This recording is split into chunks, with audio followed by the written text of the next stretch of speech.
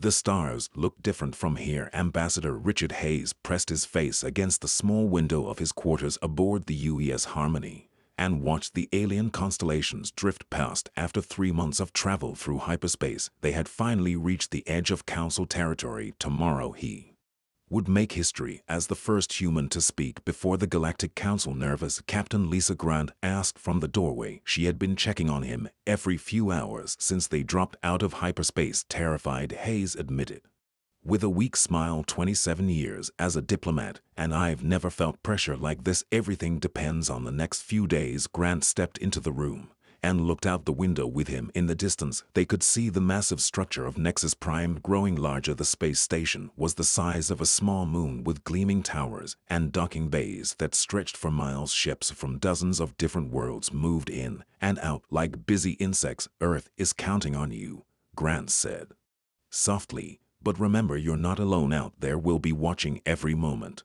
Hayes nodded. His team was small but skilled. DS Kevin Stone knew more about alien biology than anyone on Earth. Commander Amy Brooks could spot a military threat from across a room. Jake Miller had spent years learning the basic languages of the Council races. They were as ready as they could be. The next morning, Hayes put on his best diplomatic uniform. The dark blue fabric was simple compared to what he had seen of alien fashion, but it looked professional and serious. He checked his translation device one more time and gathered his notes. The Harmony docked at one of the smaller bays on Nexus Prime. Hayes felt his stomach drop as artificial gravity adjusted to the station's systems. Everything here was built for beings much larger than humans. The corridors were wide enough for 3 elephants to walk side by side, and the ceilings vanished into shadow above them. Their escort was a Zephyrian named Kethvar. His body looked like it was carved from living crystal, with light dancing through his translucent skin. When he spoke, his voice sounded like wind chimes in a gentle breeze. Welcome to Nexus Prime, humans. I trust your journey was acceptable.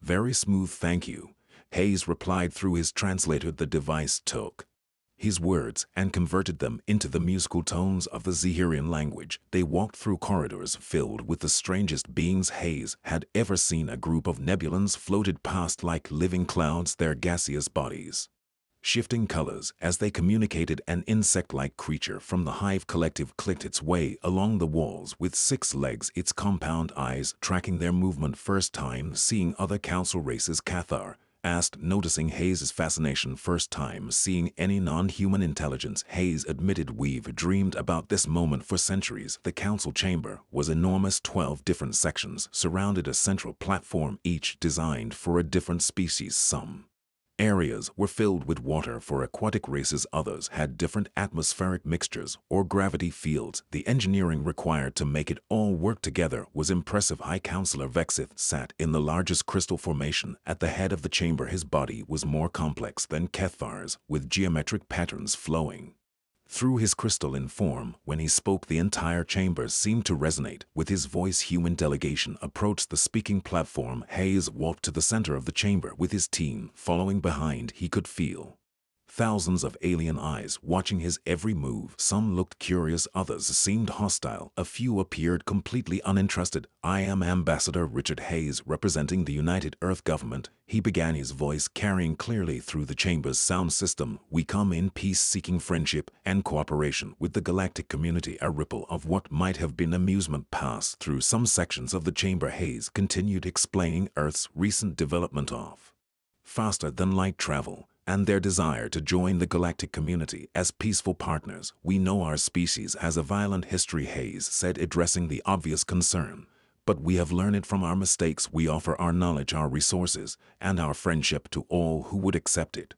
High Counselor Vexith leaned forward. Your species has achieved space travel in remarkably little time. Most races require thousands of years to develop such technologies safely. We've always been quick learners, Hayes replied, perhaps too quick sometimes, but we believe our rapid development means we can contribute unique perspectives to the Council. Behind Vexith, Hayes could see other Council members whispering among themselves. The insectoid hive representative was clicking rapidly to its neighbors. A massive creature that looked like a living tree was rustling its leaves in what might have been agitation. We will consider your request, Vexith said finally. The Council must discuss this matter thoroughly. Such decisions are not made lightly.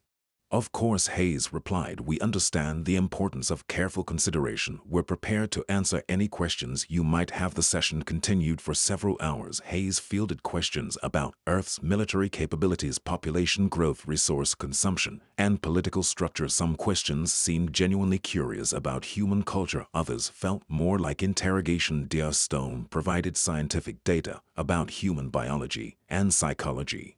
Commander Brooks explained Earth's defensive military structure, emphasizing that their forces were designed for protection rather than conquest. Jake Miller demonstrated the progress humans had made in learning alien languages and customs. As the day wore on, Hayes began to feel more confident. The questions were challenging but fair. Several council members seemed genuinely interested in human perspectives on various galactic issues. Then High Counselor Vexith made an unexpected announcement.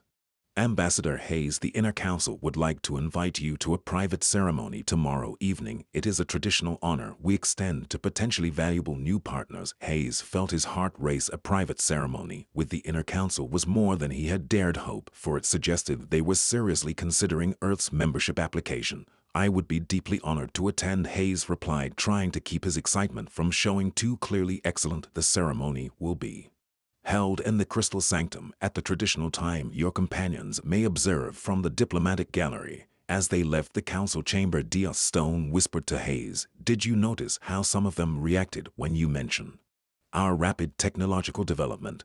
Hayes nodded. They seemed concerned, but that's natural. We're an unknown quantity to them. Maybe, Stone said, but his voice carried a note of worry. Or maybe they're more concerned than they're letting on. That evening, Hayes sat in his quarters reviewing his notes from the day. The ceremony tomorrow could change everything for humanity. Earth's future among the stars might depend on what happened in that crystal sanctum. He looked out at the stars again, thinking about his home planet and the billions of people waiting for news of his mission. Whatever happened tomorrow, he would do his best to represent humanity with dignity and honor. Hayes had no way of knowing that the Inner Council had already made their decision about Earth. The ceremony tomorrow would not be about membership negotiations. It would be about sending a message to the galaxy about what happened to species that grew too powerful too quickly. The Crystal Sanctum was being prepared, but not for the kind of ceremony Hayes expected. The Crystal Sanctum was nothing like Hayes had expected. Instead of a ceremonial hall, he found himself in a stark chamber with walls that pulsed with cold blue light. 12 high-backed chairs formed a circle around a single platform. In the center, the Inner Council members sat in judgment, their alien